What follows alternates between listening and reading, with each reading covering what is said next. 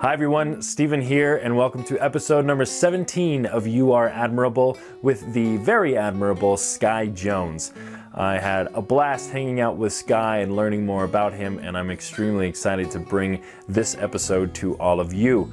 We started out immediately talking about how his wedding was, and the interview followed from there.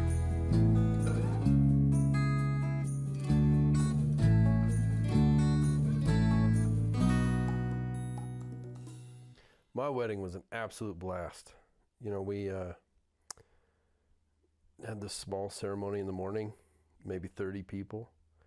And then we went to Map Brewing, had some beers with our out-of-town guests. And then we met at the Emerson and had Laney Lou and the Bird Dogs play. Oh, nice. A big bluegrass band, and it was a blast. I mean, it was so much fun. My sister gave the best wedding speech I've ever heard in my life. I saw it. You saw it? It was on YouTube or something? Yeah. Yeah, She that was gets awesome. She gets a standing ovation. You know, if she had thought to drop, the mic at the end, she certainly could have. She's amazing. I wish she lived up here. I'd love for you to chat with her. I look up to her. She's 2 years younger than me, and you know, half-inch shorter, but she's one of my heroes. Absolutely, she's amazing. That's awesome. How is it that you guys have had such a good relationship then? So we grew up in the middle of nowhere. My parents, you know, we're 2 years apart, and my parents kind of told us that we were going to get along. That's what we were going to do. Because, I mean, when you're out, you know, on a ranch in the middle of nowhere, or even if we were living in town, you know, the person we were going to be around the most was each other. So, you know, I think when we were really young, they just said, get along or you're going to be in trouble. And we kind of bonded and formed a little team, you know, and so we always had each other's back. And she's somebody her name's Rana Jameson. She lives down in New Mexico, and she's amazing, you know, and our whole lives, we lived together for a year in college. We've always gotten along, and I don't really know the secret.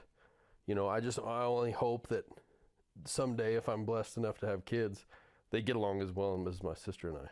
Yeah. So who knows? Do you think that's influenced a lot of your relationships that you have now? Absolutely, it has. You know, I don't know if I read this somewhere or if I heard it somewhere, but I believe it, and it's that you are the average of the 5 people you surround yourself with the most. And if I was to surround myself with my sister 24/7, I'd be a great person. But I think, you know, being around her and knowing the influence that she had on me growing up, it really taught me to surround myself with good people. And so, you know, you know, of course I'm around a lot of people, but the people that I choose to really concentrate and focus my time on are specifically the people that I think would up my average, you know, people that I like to emulate. And so I don't ever want to, you know, exclude anybody. You know, I love a lot of people, but I think that's one thing I learned from my sister was surround yourself with good people and good things will happen. Well, one of those good people, of course, that you surrounded yourself with is Pat Iwanski. Absolutely. Who nominated you. He admires you. Yep. He said that he admires your charitable work.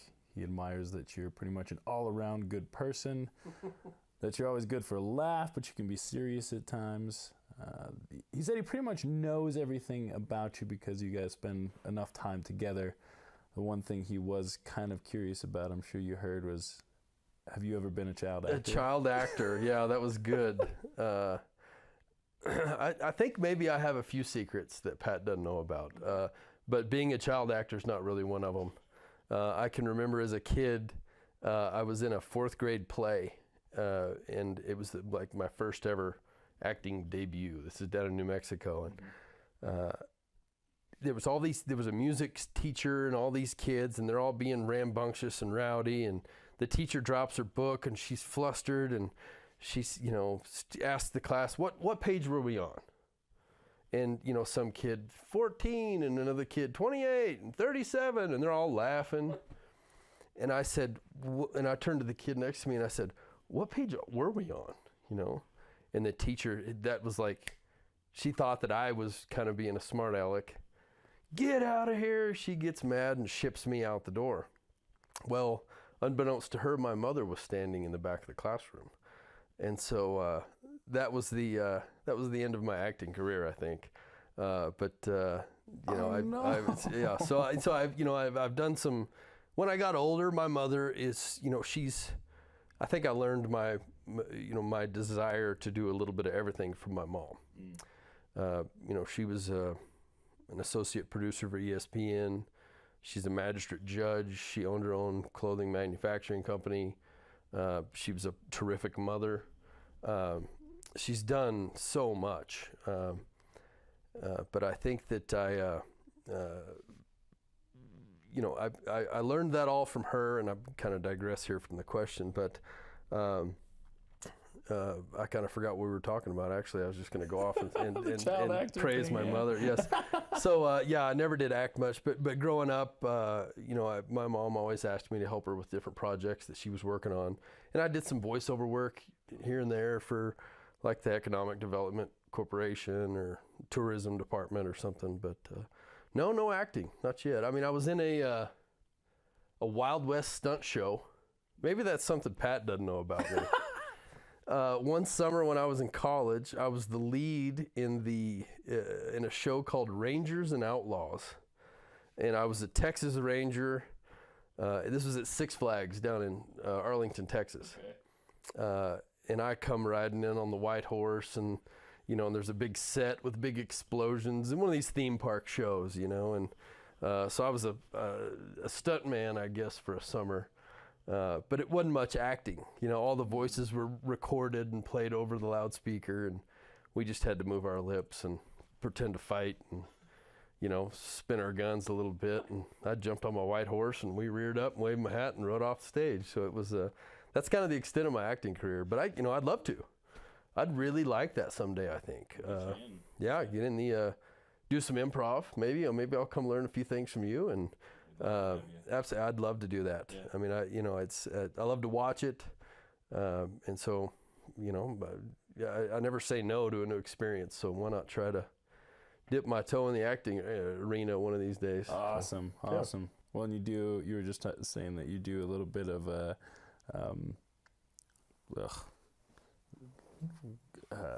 was it auctioneering? Oh yeah.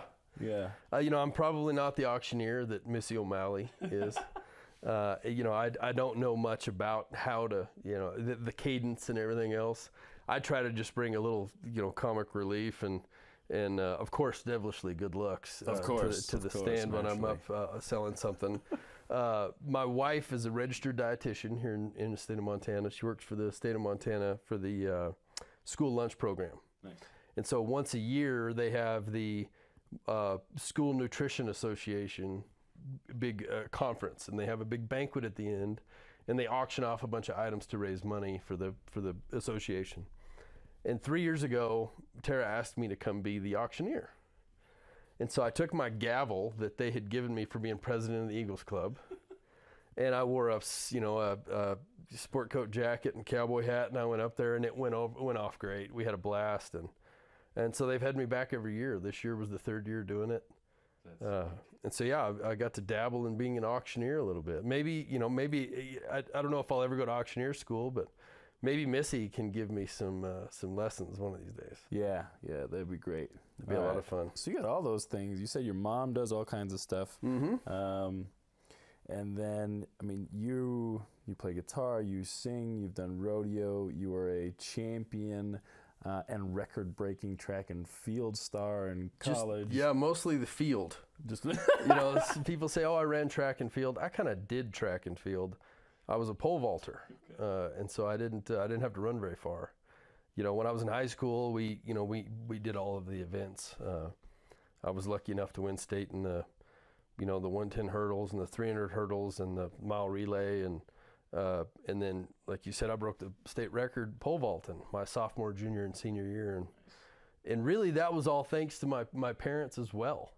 Huh. I mean, they saw that it was something that I loved to do, and saw that it was something that I might have a knack at, And so they took the time to not only send me to a couple of camps, and pay for me to go to these camps and learn how to pole vault, but they went too, so that they could learn and so that they could help coach me. Because none of my high school coaches, I've had some fantastic high school coaches in basketball and football, and I learned so much from them, but they knew about this much about the pole vault.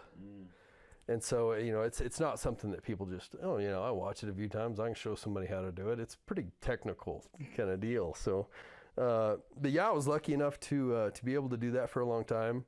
Went and pole vaulted at Baylor. And so the pole, I think the investment in the camps and the coaching time kind of paid off for my folks, because didn't have to front the full bill for college down at Baylor, and that was a great experience going down there. And I miss it. I miss pole vaulting. Now, right when I got done doing it, I didn't. I did it every day. I did it. I would go and practice my approach in the mornings before school during basketball season, and during football season, and I was jumping, and all summer going all over the country to track meets, and I was completely done when I got done with college pole vault, and I did well in college. I wasn't gonna break any records in college, but I was always usually top 5 and top 10 and lettered a few times in the Big 12 conference, which was fun. And but it took probably 5 years before I kind of thought, man, it'd be fun to do that again. And because I just put it up whenever my last track meet was the Big 12 Conference Championships in 2001, and I think it was at Texas A&M University is where the track meet was, and I didn't perform the way I should have. It was, there was 2 track meets in my entire career where I performed badly, and my very last one was one of them. And it was, so that kind of was a little bit of a kick in the face right at the end of my career. But I put it up, and I would love to coach one of these days. I'd love to coach somebody the pole vault. In one of my less humble moments, I was being interviewed my senior year in high school. I had jumped, I think, 15.6, broke the state record for the 3rd time, and somebody asked me, Sky, do you think anybody will ever beat your record? And I said, not until I come back to New Mexico and coach somebody on how to beat my record. But and so that wasn't a very humble moment, but nobody's beat it. Nice. It's still there, so we'll see. Yeah, being humble is about honesty. Yeah, so. there you go. There you go. Yeah, it's not conceit, it's honesty. Yeah, that was, who knows about that. I would really like to go back and give back to that, the pole vault community one of these days, but haven't had that opportunity just yet. Gotcha. Is there a place around Bozeman for that at all, or? Oh yeah, I mean, Bozeman High School's got some great athletes. Okay. I'm not gonna say that I could just walk in there and coach somebody how to be a great pole vaulter. It takes a lot more than that. But I'd love to have the opportunity. I'd love to go up there, and it's tough because I like to do a lot of different things. I like to wear a lot of hats, and that would take a lot of time, and time is not something that I have much of, and the time that I do have, I manage poorly. I think I could probably do a lot more if I was a little more organized and a little more strict about, all right, time to do this, time to do that. That's one of the great things about Marion Taro was she's helped me be much more organized and manage my time a lot better. Nice. Well, with all with all those things that you do you have a favorite thing? It's fly fishing. Fly fishing? Absolutely, like without a doubt. And it's really been my whole life fishing, in fly fishing.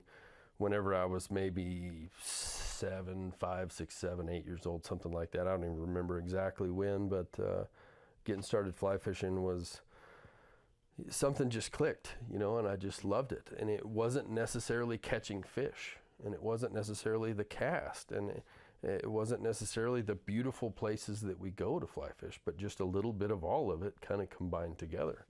So yeah, fly fishing is, you can tell from this mess behind me that it's, thankfully we're in the basement of my home here.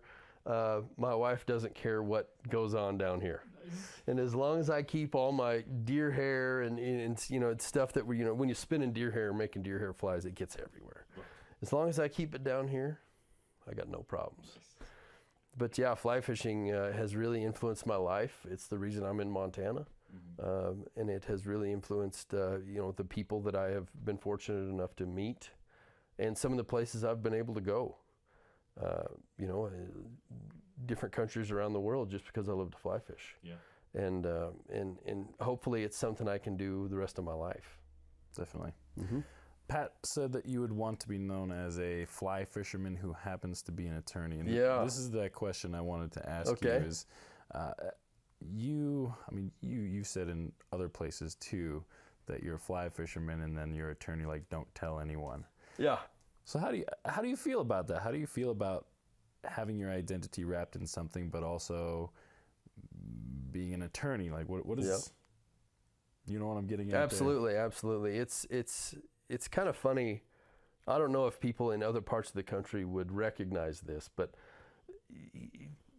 in Montana, and I've been in Montana for a number of years now, I consider myself a Montanan. I wasn't born here, but I got here as fast as I could.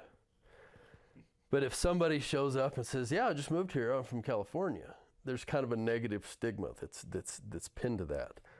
And so it's the same thing with being an attorney on occasion, And if I'm out fly fishing with somebody that I haven't met, we're talking about fly fishing.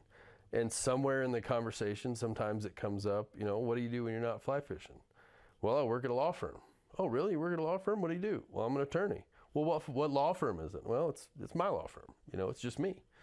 And so, but it's kind of I'm very proud of the education that I've been lucky enough to receive and being able to achieve, becoming an attorney. I'm proud of that. But, and so it's kind of a joke when I say, well, I'm also an attorney, but don't tell anybody. It's like saying, well, I was born in Texas, but don't tell anybody. Around here, I'm very proud of being born in Texas, but I'm, my roots might be in Texas, but my heart's in Montana. So it's the same thing with being an attorney. I could say that my roots are being an attorney, but my heart's in being a fly fisherman, a guide, an instructor, a fly tyer, a little bit of everything. It's what recharges my batteries and fuels me. And so, like you asked me, having that, that back and forth. Well, what are you? Well, I don't really wrestle with that. I don't have a whole lot of problem with saying, yeah, I'm an attorney, who is, my life is devoted to, to fly fishing. I enjoy practicing the law. Not as much as I enjoy rowing my boat down the river, but I enjoy it. And I think I'm good at it. I mean, I've been practicing law for 8 or 9 years, and I got out of law school in 2005. I guess so it's been quite a bit longer than that, actually. So it's something I love. Like I said, I think I'm pretty good at it. I've had one case go in front of the Montana Supreme Court and won. But even, I had friends call me to congratulate me. Hey, we read about your case in the Supreme Court. It was an easement case. The defendant was from California, going back to that. But anyways, my buddies called me to congratulate me. They read the opinion. Hey, great job. And it didn't, it was exciting and it was fun, but it wasn't as fulfilling as I had hoped it would have been. I find that fulfillment in a lot of different areas of my life. But one of them is taking somebody out that has never touched a fly rod in their entire life, teaching them how to cast in the parking lot of a boat ramp somewhere, sticking them in the boat, and off we go, and they're catching fish. Yeah. And seeing that look on their face, seeing that excitement and knowing, oh, this isn't just something that Brad Pitt does standing on a rock and a river runs through it. You know, this isn't just something that some rich guy that's got his King Air, flies around the country and fly fishes, gets to do.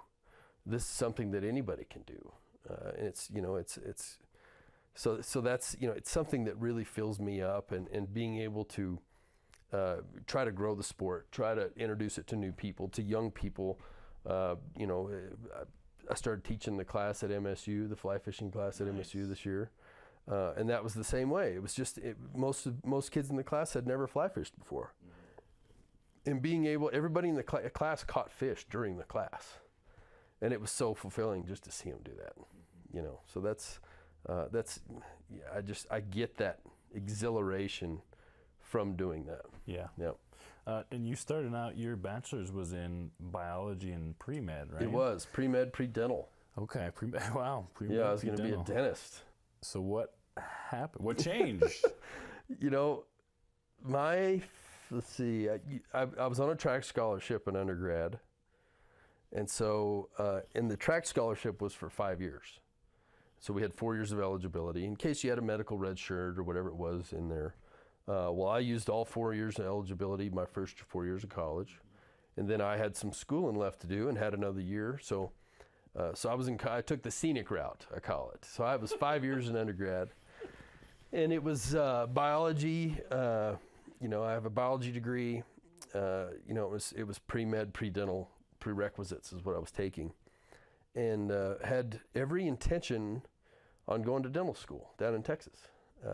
I had a wonderful relationship with our family dentist, orthodontist, I should say. And was just going to, you know, I thought I was going to be an orthodontist, be fitting kids for braces, you know, or making Invisalign or whatever it is these days.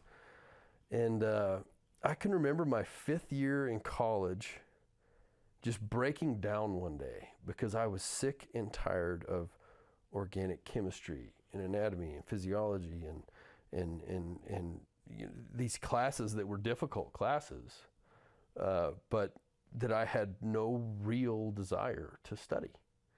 It wasn't something that, you know, I didn't get up and go to class thinking, golly, I can't wait to go build 3D models of complex, you know, molecules today in organic chemistry or whatever it might be. It wasn't doing it. And so I had a discussion with my stepdad and with my mother. My stepdad is an attorney, has been for a lot of years. And he said, well, why don't you take the LSAT and apply to law school, see what happens. And so I took the LSAT and did well. And I applied to a bunch of law schools. But, you know, that's how I, you know, switched from being a dentist. You know, while I was waiting for law schools to respond, I was going to go teach high school biology and coach track in Texas. And then I had applied to Texas Tech and University of New Mexico and there at Baylor. And my stepdad had also told me to go ahead and apply at the University of Montana over in Missoula. And I had never been to Montana. I'd never stepped foot in the state. And he wanted me to apply there because he had been up here a bunch. He was rodeoed in college in Wyoming and spent some time up here and was like, oh, you'll love it up there. If, you know, well, we'll see what happens, you know. So I kind of had lined up a job to teach and coach track and got these letters in the mail that said I could go to law school. And so I thought, well, you know, I might as well. You know, it's not everybody gets this opportunity. I ought to take advantage of it. And I had to write down all the pros and cons for which law school. And so, you know, they all had their pros and cons. You know, Texas Tech and Lubbock was, it was in Lubbock. That was kind of one of the cons. I love Lubbock. It's a great town. It's wonderful people. It's as flat as this basement floor. And, you know, when they get that wind from the east over the feedlots, it kind of stink in town a little bit. But, you know, when you smell a feedlot, it just smells like money, I guess. But I had spent so much time in Lubbock, I kind of wanted to get out and see something else. And so I was trying to think of a con for the University of Montana in Missoula. I mean, I'd never been there, so I didn't really know any of the bad things about it. And one thing that I wrote was that it was a long ways from home, and then it would be tough to get home if I needed to get home. And my folks just told me, if you need to get home, we'll get you home. Don't worry about it. So there's nothing in the cons column for the University of Montana School of Law. So I sent him a letter and said, I'm coming. Accepted it and didn't know anybody. Drove up here and looked around and thought, yeah, this is great. And, wound up staying my first year in law school in the freshman honors dorm. It was Knowles Hall over at the University of Montana, room 215. Had a room to myself. Here I was, 23, 24-year-old first year law student, and I'm in a co-ed dorm with a bunch of 17 and 18-year-old nerds that had never been away from home. And so I was 2 years older than the RA, and so nobody knocked on the RA's door. They all knocked on my door. I was trying to be kind of the godfather of, right, of all these students, and we had a blast. I mean, they would ask me questions. What should we? They would always ask me, "Will you buy me some beer?" And my answer was always, "No, I'm not going to buy you any beer. Go figure it out." And I had one gentleman knock on my door at 3:00 in the morning, big tears in his eyes. He's sweaty, he's cold. What's going on? He said, "It's gone. It's all gone." And I said, "What are you talking about?" "My phone, my wallet, my keys, it's all gone." And I was like, "Well, did you get jumped or what?" "No, I don't know. He had obviously been drinking and he was having a hard time. And so I put some clothes on, loaded him up in my truck, and we drive around downtown Missoula. We go to all the bars where he thought he might have been, asking the Swampers if they'd found a phone or keys or a wallet or anything. And his pockets were empty. He had nothing. And no from everybody. And so we're walking. I said, "Well, let's retrace your steps." And he just couldn't do it. He had no clue where he had been. And we're walking down by the Clark Fork River, and I call his phone, and we hear it ring. We hear this beep, beep, beep, beep, beep off in the distance. And so we're looking, and we're following it. We're calling it again. We're following it and following it. And we get to the side of the Clark Fork River, and we can go no closer to his phone. And we can see a little light blinking out on a rock in the middle of the river. So I was like, "How did you get out there?" He's like, "I don't know, man." And he's still about half tuned, So we wade out in the river about waist deep, and there's this big flat rock right there downtown.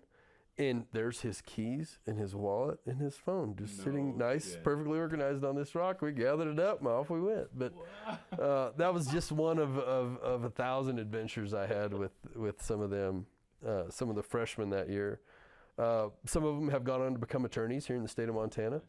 One of them is he's like one of the executives in the sporting traditions department of Orvis. And so it's always nice to have a connection at Orvis, right? Especially if you're a fly fisherman. So he was from Manchester, Vermont, and I've kept a lot of connections that way. But getting up there and getting to Montana, it's kind of a weird route. Now, I was going to go to dental school in Texas, and then I became an attorney in Montana, and it was kind of just the grace of God. It fell in my lap. Got really, really lucky. But guiding, has been, the next step. I only started guiding a few years ago. Oh, really? Yeah. Oh, wow. And I had been guiding for a long time because I'd have a buddy from Texas that was out of school for the summer. And this one particular gentleman, he was actually in law school, and he had the summer off, and he wanted to come up and go fishing. And so he just drove up here. He was a little white hoopty car and drives. He was in law school at the University of Texas down at TU in Austin, and drove up here all the way from Austin, unloaded his stuff. He's going to stay a couple weeks. And I'm teaching, we took him out fly fishing, and we tied some flies, and he was loving it. And down here at City Hall, there used to be these big glass windows that were mirrored, that would look right into where the City Hall meetings and everything were. And so I can remember the first time I was teaching him casting, we go out there, and I wanted him to be able to see himself. And so he would stand next to these big windows, these big mirrored windows, and he would cast and watch himself. And I can remember one day I'm in my office, and I get a phone call from an ex-classmate of mine who's the Bozeman City attorney, and he goes, "Sky, do you know this guy standing over here casting?" And I was like, Yeah, that's a buddy of mine, I guess. And he's like, we're trying to have a meeting in here. And it looks like he's just casting and staring at everyone. But really, he's just looking in the window. And so I called him up and was like, yeah, you might want to wait till they get done with the city hall meeting. And he was so embarrassed. But anyways, he comes up. He only planned on staying for a couple weeks. And so at the end of the 2 weeks, he's getting ready to go home. And he said, you know, Sky, I don't have to be back for 6 more weeks. Do you mind if I stay? And he's a broke student. You know, I knew he wasn't going to be able to pay rent or anything. But I told him, I said, you can stay under the following conditions. Pick up after yourself. You have to do all the dishes, whether they're mine or yours or anybody's. You have to do all the dishes. I'll buy all the groceries. Every morning you have to cook breakfast for both of us. And then every day you have to make both of us a big sandwich.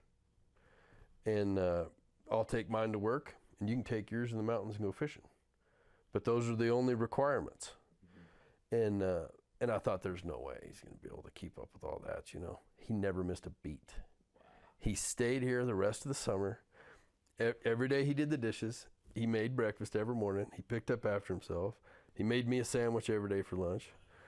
And so he was on my softball team up here. Like, he just integrated into Bozeman life for a whole summer. Like, he was just a local. And he got to know everybody, and then he disappeared one day. And everybody was like, where'd Wyatt go? I'm like, well, he had to go back to school. Like, what? We all thought he lived here. We're like, no.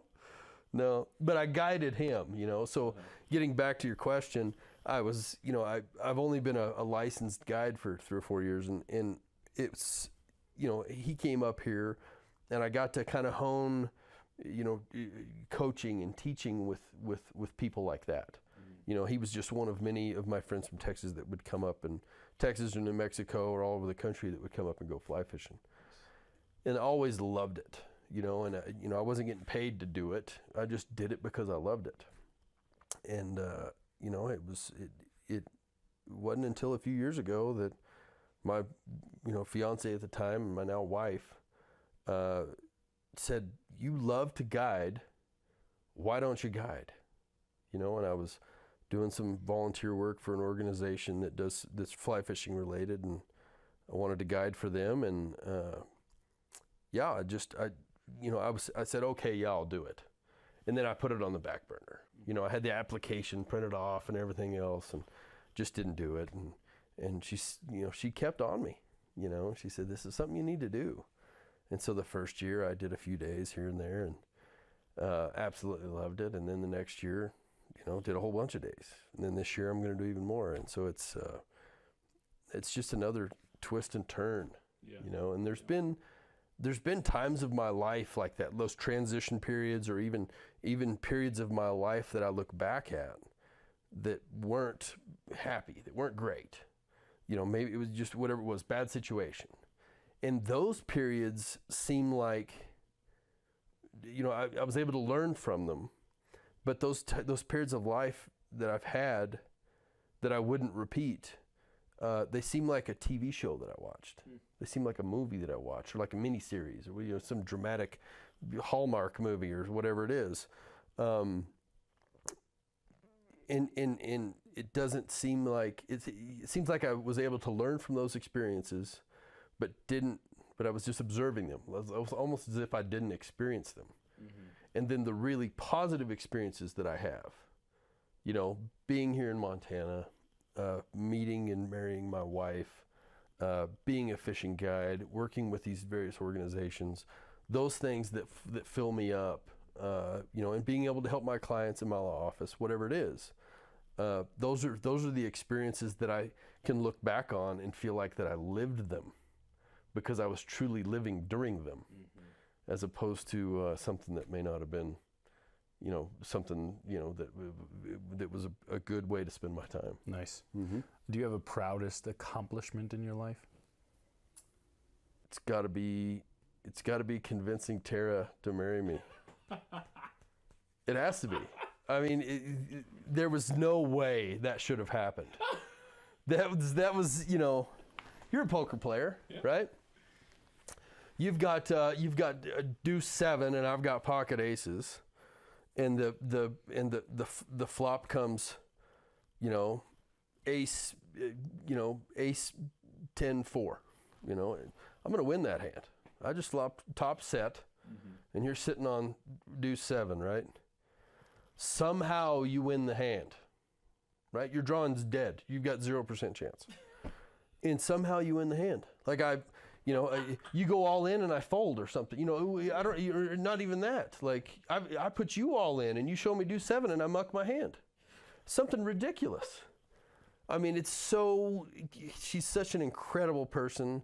When I first met her, I had just, gotten out of another relationship and wasn't really looking, and met her down at the Eagles Club, playing in a cribbage tournament. That luckily I had started a cribbage club a few years earlier. And, we met, and, we didn't date for a long time. We just got to know each other. Actually, I don't think I was out of that previous relationship yet. I was about to be out of that previous relationship. But, Tara and I just met and became good friends. And it wasn't until we were both single that we thought, maybe we should go out. But I kind of knew, I hate to say this, I knew right away when I first saw her that she was something special. But that's my proudest accomplishment, is being able to pull the wool over her eyes enough for her to say yes. No, she's my best friend. It was supposed to happen, and so it really, I don't think that it's really an accomplishment that I did anything other than happen to be in the right place at the right time. I don't think you give yourself quite as much credit as you deserve. Well, she's the one that should be sitting in this chair. I mean, she really is. She's somebody that I admire, somebody that I look up to a lot. She's 9 years younger than me, which I'm not going to apologize to anybody for. I have no problems with that at all. She's fantastic. Yeah. That's got to be my proudest achievement. Awesome. Everything else, the medals, pole vaulting, the awards that I've been lucky enough to get, or the, organizations that I work with, or whatever it is. It all pales in comparison to meeting and being able to get to know Tara. Nice. She's Excellent. something special. So who other than your parents has been the biggest influence on your life? That's a great question. Biggest influence. And I can't say my parents. Well, I talked about my sister already. She was huge, huge, huge influence. I've always been really lucky to be fortunate enough to be surrounded by people that were good people. One of my best friends in the whole world, Brent Calloway. He was a pole vaulter in high school. It's how we met, and we've been best buddies ever since. Probably my sophomore year in high school. And we were both very similar, very, very outgoing, enthusiastic, up for anything kind of guys. But I was the country version and he was kind of the city version. And so, in my high school years, he was somebody that really influenced me a lot, somebody that I really looked up to. And then in college, I had a lot of really great friends on the track team and on and off the track. Guys like John Rowan and people that were just good people. You just knew they were good people.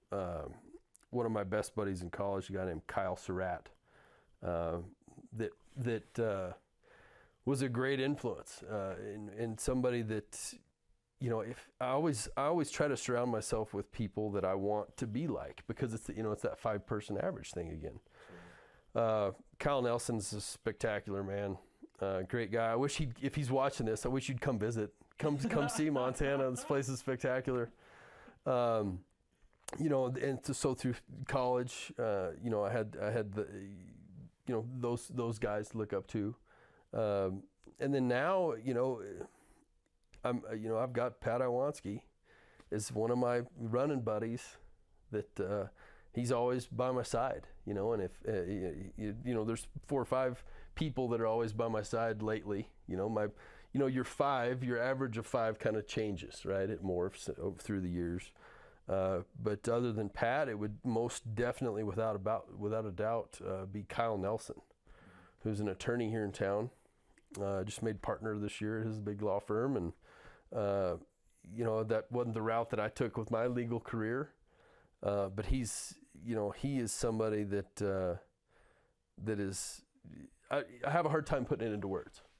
He's just rock solid.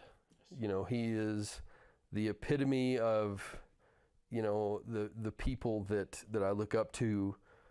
He's very special, and I'm very lucky to have people like that, you know, especially him and Pat and a few more in my life these days. My hero growing up was my granddad. Both of them. Both of them served in the military. Don Jones and B.U. Terry. Benton Ewell Terry is his name. And this is actually one of Benton Ewell's old shirts. Really? Yeah, I wear these anytime I can get away with it. He gave me when I was in college, he gave me this is B.U., my mother's father. He gives me a trash bag full of pearl snaps.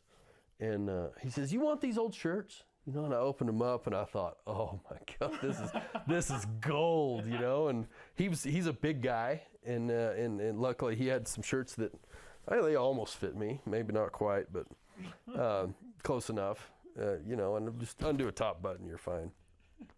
And he said, "You know, you should always wear pearl snaps when you can, because nobody will think you're playing hard to get," you know.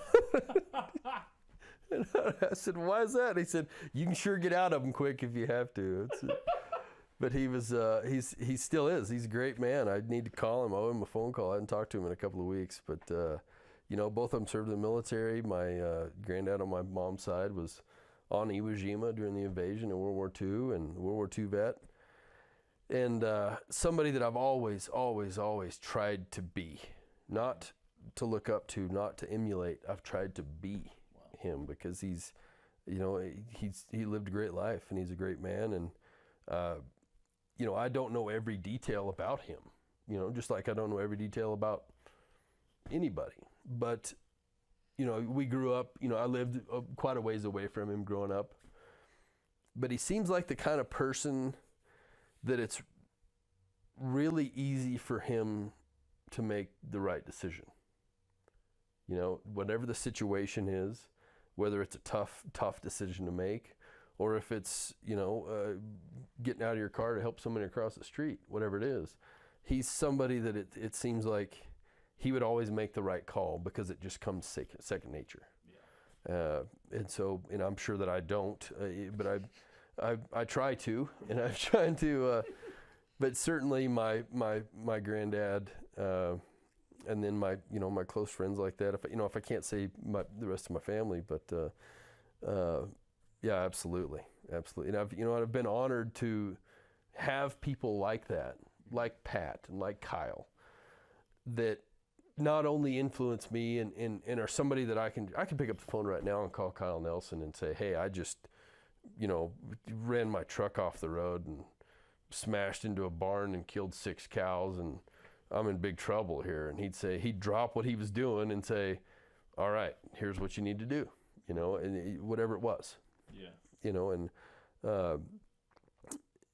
been lucky enough to have those people around me, and I'm just very blessed when it comes to that, for sure. Nice. You mentioned not knowing everything about everybody. What's something that most people don't know about you? Oh man, I knew that one was coming. I knew it was coming, and I don't. Yeah, that's a tough one to answer. You know, everybody knows that I love my sister. Mm-hmm. That she's one of my best friends. Not many people may know that I escorted her on stage during the Miss America pageant. Oh. Yeah, so I got to be, so yours truly was actually, technically, I was kind of in the Miss America pageant a little bit. But she was Miss New Mexico.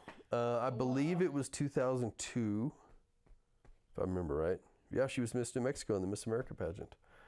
You know, and that's not something that really just comes up in conversation all that much. And so not very many people probably know that about me, that I actually come from a family of good-looking people.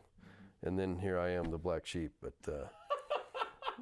yeah, so that's one thing. The stunt show, certainly, in Arlington is one thing that people probably don't know. They probably don't know that I used to go on walkabouts when I was in college. Oh. Like an Australian, you know, Crocodile Dundee kind of walkabout. Really? I would, in the summer, I'd just go for a drive. And Mom would say, well, call me when you get there. And I'd spend the next 30 days driving around Texas, picking up odd jobs with buddies or wherever. One summer I wound up in Chapel Hill, North Carolina. I was a bouncer at the top of the Hill Bar on Franklin Street and just random stuff.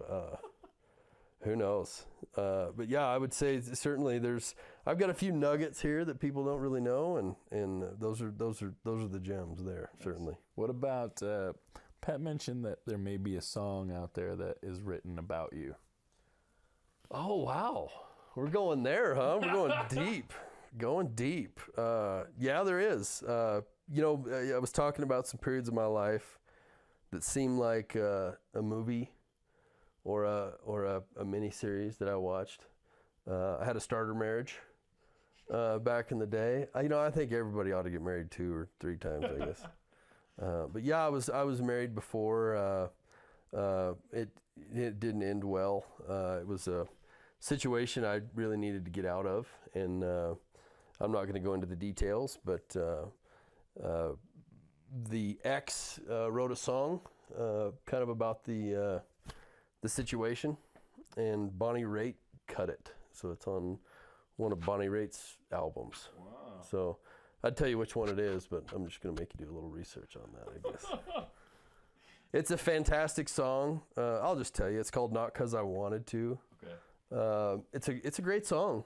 You know, I actually spoke to my ex a couple years after she wrote that song. She was coming through town and just came to my law office just unexpectedly. You know, I hadn't seen her in 6, 7 years, however long it'd been. And I really, frankly, didn't want to see her. You know, I'd kind of just, like I said, that whole, you know, part of my life was like a TV show that I'd watched. So she showed up, and we, you know, and I, instead of slamming the door in her face, I, you know, tried to be as civil as I could, invited her in, and we chatted for a little bit. She told me about the song, and I told her that I had heard the song.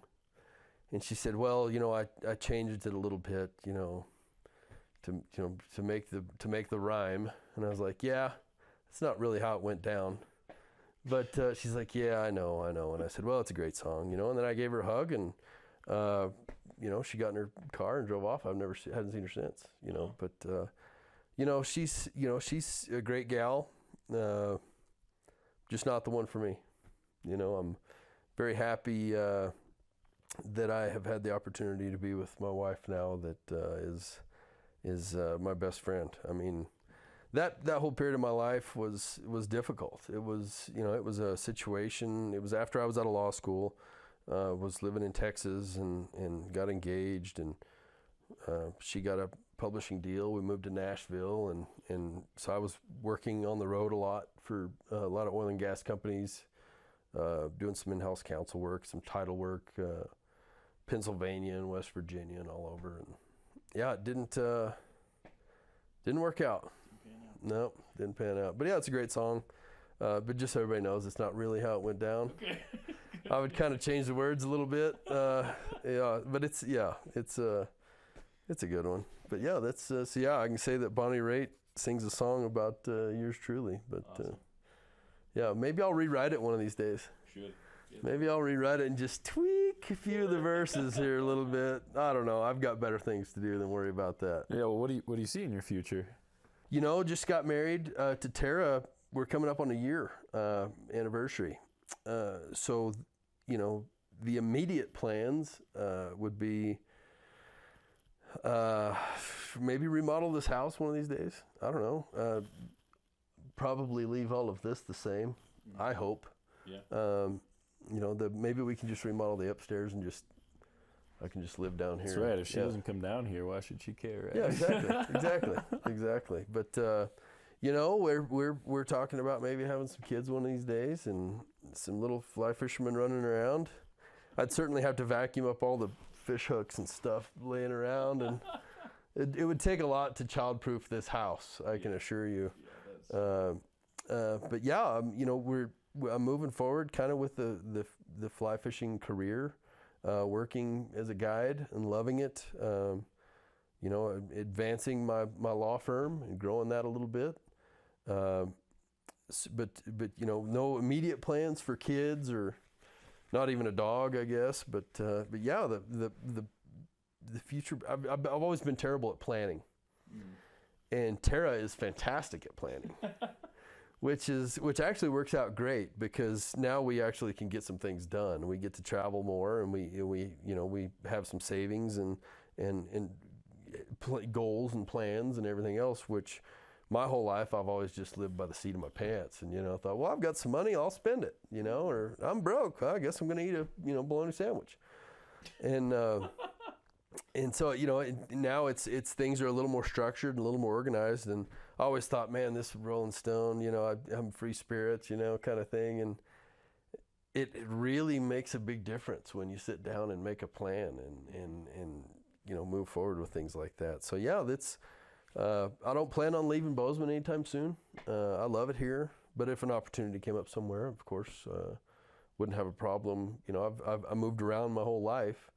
And then when I got to Bozeman, for some reason, I've been here. You know, I've been here for almost a decade, and you know, I've spent some you know, a lot of time in Missoula and bouncing around, and but I love it here, and love, you know, I'd say mis raíces están aquí. My roots are here, but it's not really true. So you know, I've been uprooted, but I think I'm getting a few roots in the ground. Plus, I'm married to a Montana girl, so that's kind of, you know, I kind of married into being a native a little bit. Yeah, you qualify. Yeah, you qualify. Yeah, exactly. Would you say, the question that I always ask everybody is, what do you admire most about yourself, and what do you like least, I guess, about yourself? So is it, is the planning? I could answer that second part a bunch. Oh, really? Okay.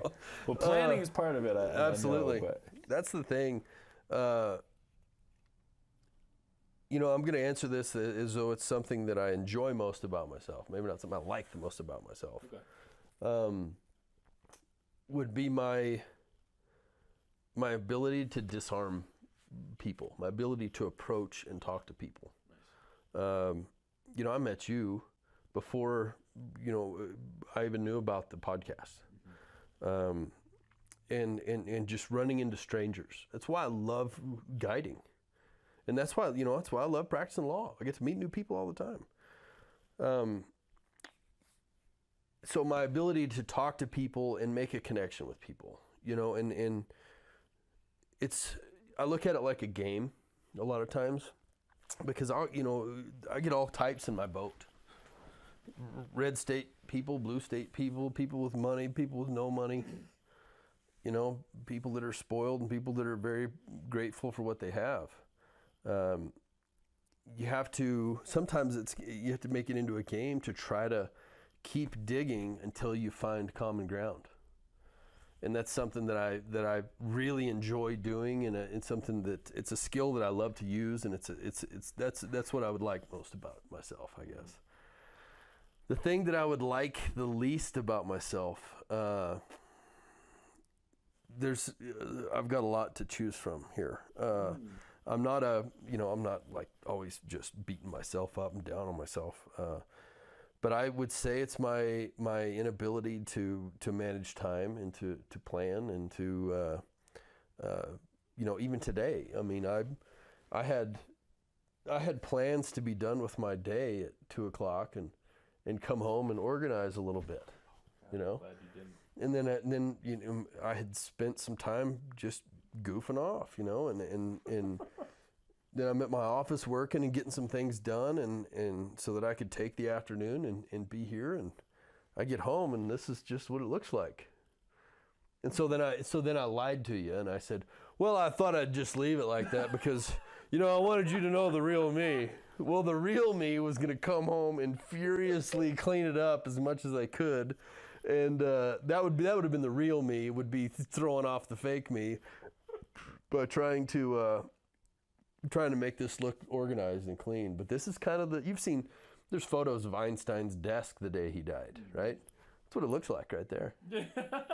It's not clean and organized and neat stacks of everything. The only space he had on his desk was enough for him to set his pipe on. That's it. And so I'm not going to apologize for. Oh, I prefer this. That looking like that. The only problem is these little, like these size 18 nymphs. They'll disappear on you. I'm sure there's plenty on the floor and I don't even want to know how many are in the carpet upstairs. That's when you came in, you're like, do I need to take my shoes off? And I was like, yeah, I wouldn't. Yeah, I probably wouldn't take your shoes off up there. No, it's, yeah. But I would say that's the thing I probably like least about myself. I'm a procrastinator. I have to, I've learned a lot of tools to deal with that. I don't know if you noticed, but on the kitchen table, there's a piece of paper folded in half, a bunch of stuff written on it and marked out. If I don't write down a to-do list every single day, it doesn't happen, and it doesn't matter what I'm doing. It doesn't matter if I'm going, taking people fishing, or if I'm going to the office, or if I'm doing yard work. I have to make a list of everything I want to accomplish and look at it and think, okay, do this, now do this, now do this. I mean, I'm motivated to do things, but I get so distracted. I mean, I have mowed half the lawn, came in to get a drink, came downstairs, tied flies for 3 hours. It got dark, had to finish mowing the lawn the next day. And so it's, that drives me crazy about myself. And it inhibits it inhibits a lot of production that I might have with, any area that I'm trying to work on. And so that's definitely it. What other tools do you use? You have your checklist and... I've got the checklist. I get plenty of sleep. I'm sure that you said I'm number 17, right, on these interviews. I bet 14 of them have raging ADD. They have to, right? And so, Pat, I don't know if Pat does or EJ, but anyways, I get really easily distracted, and I'm sure you can tell by some of my answers during this interview that you're like, where is he going with this? That I get easily distracted, and I really have to focus, and I have to get lots of sleep at night. I have to drink a lot of coffee during the day, and I have to make lists, and I have to try to stay uncluttered. This table is where the fishing clutter goes. Before I met Tara, this is what the half of the house would look like, just with fishing stuff everywhere. And when it's cluttered, the house isn't cluttery, right? The bedroom, the bathroom, the kitchen, the living room. I've got some stuff out because I'm working on some projects, but being able to declutter really helps focus me, anyways. Yeah. And so it's trying to stay organized is the big part, and then the to-do lists and writing things down. Because if I don't write it, if I write it down, I can forget about it, but it's always right here. Right. But if I don't write it down, then it's here, and then it's here, and then it's up here, and then it's back here, and it's always somewhere gumming up the works. Oh yeah, totally. Yep. With all your fishing stuff, you were making videos in like 2012. You also made... Oh, I think so. That was a long time ago. You made an application to a TV show. Oh, yeah. God, thank God that didn't happen. You had a website? Oh, yeah. See, what happened with all that there's stuff? the distractions. I've always thought I was just an idea guy, and it's not that I'm just an idea guy. I could do the whole thing if I just would manage my time properly, and so I had the fishing website and was, posting to that and making some videos and having fun with that. And then I got busy doing a bunch of other stuff and just kind of forgot about it. And wasn't disciplined enough to say, okay, it's 6:30 p.m. I need to sit down and go, make some content. I need to go build some content, or, I'd go fishing and it wouldn't take my camera. So I didn't have any more. It didn't have any more videos or films or anything. I would love to get back into doing that. I think I have some magnificent ideas for some fly fishing films, and just from films in general. I mean, there's a couple of like 30-second videos I'd like to make that I think would be hilarious. But who knows? Who knows if they, if anybody else would enjoy it or not. But yeah, I'm glad you found those. You know, the Fish 366 website. It was just essentially a blog. Right. But I was trying to catch a fish for every day of the year. So if I caught a fish on March 20th, I'd mark off March 20th, you know, and I didn't have to worry about keeping track of March 20th anymore. And I think I got up to 145 days when I started keeping track. And then, you know, I probably misplaced my notebook and quit worrying about it. I mean, I wish I'd have kept up with it because I might have got them all crossed off. I know I got leap day a few years ago, and yeah, who knows? I might fire that back up again one of these days. But yeah, those videos and stuff are a lot of fun to do, and I like to do. I love making content, and it's just getting the time to do it is tough. You know, you almost have to make an appointment. You know, you have to say, all right, I'm going to do I'm going to tie a fly and film it, or I'm going to. You know, but a lot of people do that. You know, if anybody's looking for fly tying know-how, just get on YouTube. Right. Yeah. You know, I mean, Davey and you know, Tight Lines videos and all these videos that are just spectacular tutorials for how to tie flies. I don't need to go make fly tying videos, but I've got a few tips that I like to do and some things that I like to show people every now and then. So maybe I'll put those on the web one of these days. That'd be good. Yeah. Did you ever hear back from Top Hooker? Oh, okay, yeah, Top Hooker. I think that was on Animal Planet, or it was one of these. There was an application for that I saw for Top Hooker, this fishing show, a reality competitive fishing show, and every week somebody was going to get knocked off, and then at the end there was one fisherman left. So I make this application video, and I tell them about how, you know, we're tying flies, we're doing this, and during the video I made a spear gun at Ace Hardware. Yeah. I go in there and get all the stuff to make a spear gun, but going back to the procrastination, I filmed and made that whole video in one day. Because it was like the day was due, like the day before. And so I made a spear gun, and then I went out and fished in Bridger Creek here behind the house and caught some fish and you know, and submitted it and thought, oh yeah, I'm shoo-in, no problem. You know, they never called me back. So I didn't get on Top Hooker. And then they made the show. And you know, they selected like a deep sea fisherman and a, you know, warm water species fisherman and a fly fisherman, and you know, all these different fishermen from different areas of fishing. And the fly fisherman they picked, you know, he came on there and said, you know, I don't know if he said this or if it was in his application or if the show said it or what, but he was the 9th ranked fly fisherman in the United States, or maybe 9th ranked in the world, or whatever it was. And I'm thinking to myself, I wonder what I'm ranked. What ranking system, you know? And it all has to do with the national team and the world championships and all this kind of stuff. I don't know anybody that participates in any of that, because it's, you know, to us, fly fishing is not really all that competitive, other than the fact that we want to talk trash to our buddies. Right. So the fishing show, Top Hooker it was called, I don't know why they picked that name. I mean, it's, you know, we all know why they picked that, but yeah. They could have come up with something a little classier than that, I guess. But the show was terrible.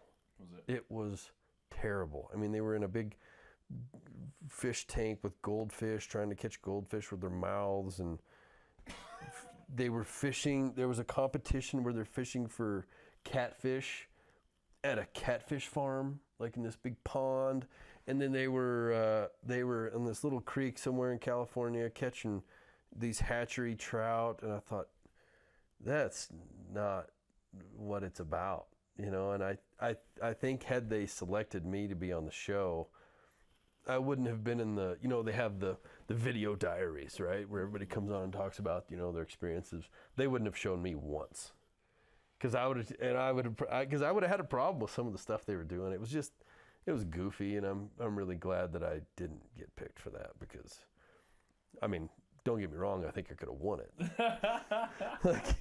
But I don't think it would have been something that I really want on my resume. Yeah. You know, it was, yeah. So yeah, Top Hooker, that was, I totally forgot about Top Hooker. That's good times. I want to tell a quick story if you don't mind, real. Just Go, absolutely. You can edit this out if you want to, but it's one of my favorites. And I had a track scholarship to Baylor, and I had an offer from Texas A&M and some other schools. And my granddad ran track and played baseball at Texas A&M. He's a big Aggie. Well, I decided to go to Baylor, so I drive up to his house to tell him that I've decided to go to Baylor, like 6 hours away. And I go in, and he's wearing his Letterman's jacket. And this is, he went and served in World War II and then came back and went to college. So he's wearing his letter jacket. He's got his watch on from like the Penn relays or the Drake relays, one of these big track meets. And I go in and I sit down. He goes to Texas A&M, and I walked in and I told him, I said, "Granddad, I've decided to go to Baylor." And he kind of looked down and was quiet. And it felt like for 5 minutes, but it was probably 5 seconds. And so I break the news to him, and he looks at me and he says, "Well, at least it ain't Texas." That's perfect. That's perfect. So one of my favorite pictures is me in my Baylor letter jacket and him in his Texas A&M letter jacket. Oh, that's awesome.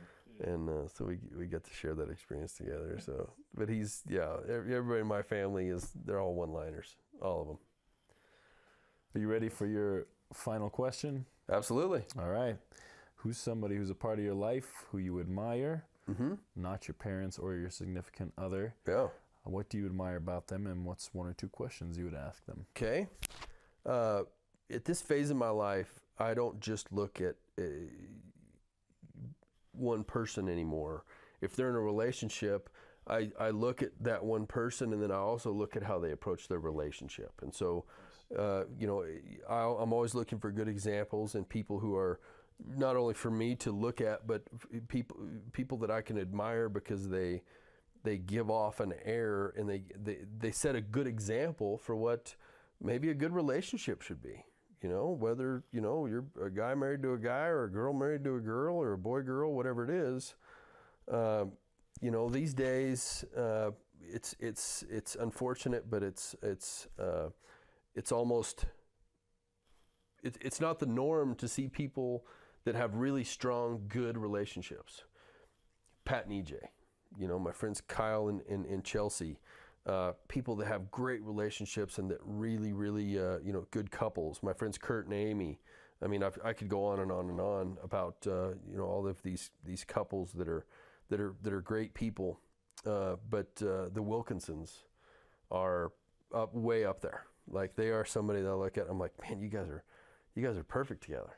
And so so the way I treat my wife and the way my wife treats me, I always hope that we give that off that as well. So people, we give that off so that people are thinking, oh, they're perfect together. And that maybe we set an example.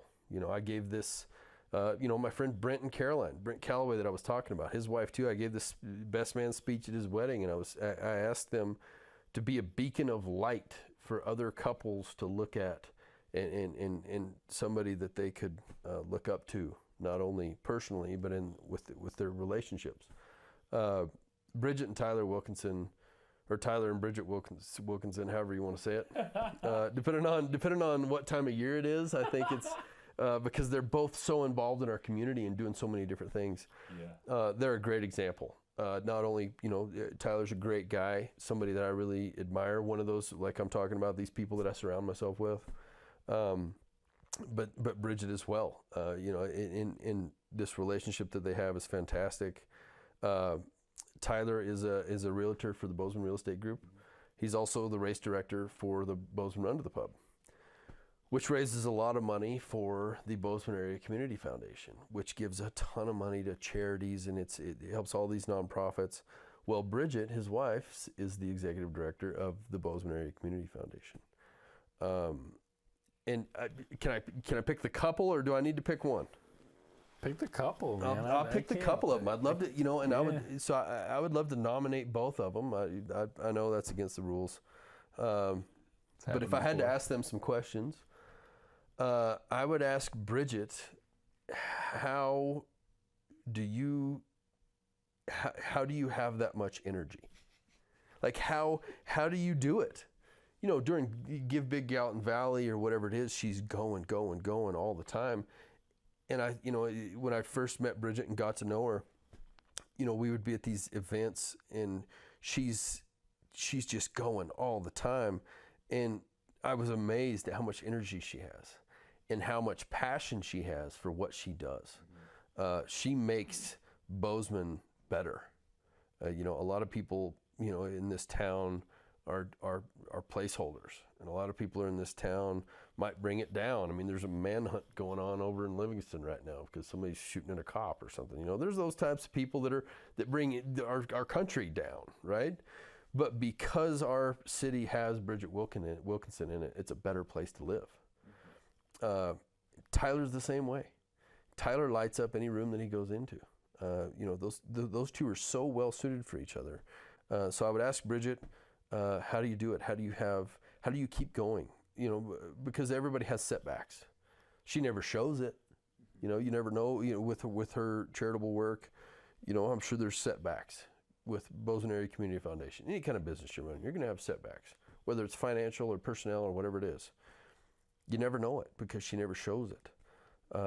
And so I would ask her how she has that much energy and how she finds, let's see, how do I want to phrase this? How she finds the time, or how she manages her time properly to be able to accomplish as much as she does, because that's something I want to copy. Yeah, right. Like that's absolutely something I want to do. And the same thing for Tyler. I mean, I would ask him, how do you have so much energy and so much love and so much passion for your community and for the people around you, your friends, your family, complete strangers? I try to do that too, but oftentimes I'm exhausted. You know, I wouldn't doubt that they could just go and do that all the time. So I would definitely ask them both how they have the energy and how they manage their time to be able to devote themselves to so many different causes, so many different organizations, and have a special place in so many different people's lives. Nice. Yeah.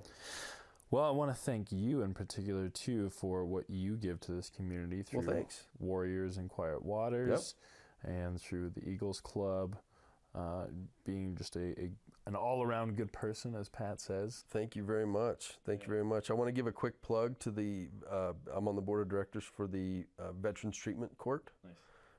Just want a little plug out there. If we're ever asking anybody for some money for the Veterans Treatment Court, please dig deep. These guys need some help in their journey if they've had a mix-up with the law and, you know, in getting through that process and dealing with addiction and all that kind of stuff. Something didn't mean to interrupt you, but something I want to mention before we get done here. Thanks. Yeah, thanks for plugging that. Thanks for doing that. Yeah. Thanks for having me here. Of course, you're always welcome. Oh, thank you. And for being a great example for Pat, of course, and for me. Well, I appreciate it. You and Tara, I appreciate it. So, well, you're always welcome here. Appreciate it, man. You're always welcome. Thank you. Thank you very much. Thanks for checking out episode number 17 of You Are Admirable with the very admirable Sky Jones. If you like this episode, please consider supporting one of the many nonprofits that Sky is a part of. You can also support this project at patreon.com/youareadmirable. Stick around to hear a story that we got from Sky while the audio was still rolling and the cameras were off. And if you're watching this, you can even get the bonus of seeing a little bit of Sky's top hooker audition over the top of that story.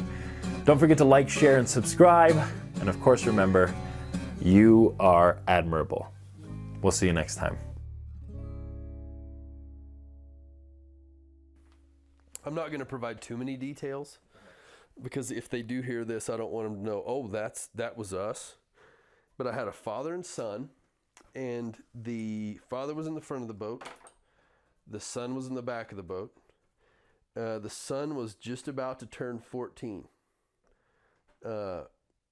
And, you know, we were all kind of turds when we were that age. But when I was that age, if I was disrespectful to my parents, I got thumped in the head kind of thing. Like, get a spanking or get grounded or get whatever it was, you know? Consequences. Yeah.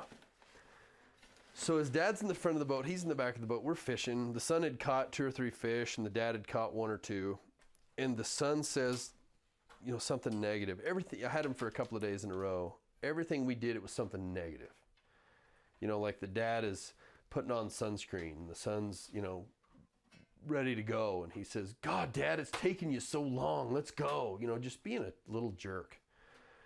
And so the son had caught a few more fish than the dad at that point. And he says to the dad, I knew I'd outfish you today.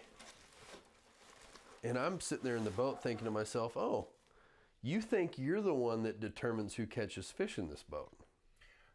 And so I thought to myself, all right, you know, and sure enough, a few minutes later, he hangs up on the bottom and breaks his flies off. And I thought, you know, hey, why don't you tie these on? Try these right here. And so I tied on a couple of flies that were total bullshit. And so off we go. And by the end of the day, I think the dad caught 9 or 10 and the son caught 6. But I made sure that the dad outfished the son that day. Dude. I made sure of it. You know, and he was just a little turd. I mean, just disrespectful, and you know, he just needed a whipping, and his father wasn't, you know, the type that was going to do that. Mm-hmm. And say what you will about corporal punishment, but I got spankings every single day, and I think I turned out just fine. Me too. I don't know about every day, but I got them every day. Yeah, I got them every day. My mother tells the story that she remembers the day when she went to bed and thought to herself, I didn't have to spank Sky today. like it was a special monumental thing. No way. Yeah. So yeah, that was a, you know, I wish that kid said yes or no, sir, a little too much instead of just being a little jackass. Yeah. So after the trip, we drive back to the lodge. It's like an hour and a half back from where we were fishing back to the lodge. We drop them off, and you know, we're saying our goodbyes, and you know, the dad comes up to me and said, you know, and I went and gave the son one of the flies that he caught one of the fish on, and the dad comes up and says, you know, well, my son has something to say to you, and the son says, thank you. Well, the son would never had said thank you had the father probably not gone and said, hey, you need to go tell this guy thank you. Wow. Which I'm not sitting there begging for somebody to thank me for doing my job, right? Right. But so the dad hands me a tip, and so I'm like, all right, our relationship has ended pretty much. Like I'm not on the clock anymore, right? So I've already got my tip money in my pocket. So the dad's off doing something, and I pulled Junior aside and had a little chat with him. Oh, nice. You know, and I said, hey, you know, you're pretty negative with your father. He's not going to be around forever, and you know, when he's on his deathbed, you're going to wish you didn't act like a little jackass. And he just kind of, oh, okay, yeah, I'm sorry. I mean, just kind of mumbled, and off he went. But at least, you know, it made me feel better because I said something. Good for you, man. You know, and there's way too many people who wouldn't have said shit. Oh, yeah. Yeah. Thanks for the Rainier beer, by the way. Oh, of course, yes. Rainier. This is only the best. only the best. Little product placement. That's right. Mountain Fresh beer. We'll have to This is good stuff. bill them later for that little call out.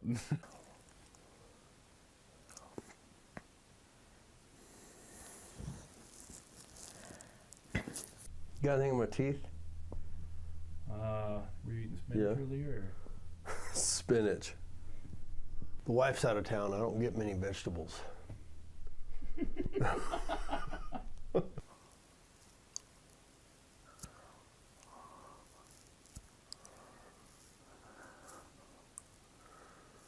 Thank you. Bye. See ya. Adios. And that's it. Well, that was fun, man. Good. I don't know. Did you get any good nuggets in there? No. No, it was terrible. It was the worst. I'll probably scrap it. Somebody else is going to be 17. Yeah, there you somebody go. else is going to be 17. That's the way it goes. If I'm desperate for content, I might put this one up. Just use it for B-roll. Just get some stock footage in there. Absolutely. I interviewed an attorney fisherman once. Threw it all away. He was kind of a jackass. That's the way it That was goes. awesome, actually. That was. Well, I'm This is glad. I really enjoyed good. it. I didn't turn off anybody's grain dryer while we were where we're going. An asshole like Pat is. I know, what a jerk. Ruined some guy's crop. Absolutely. Oh, man.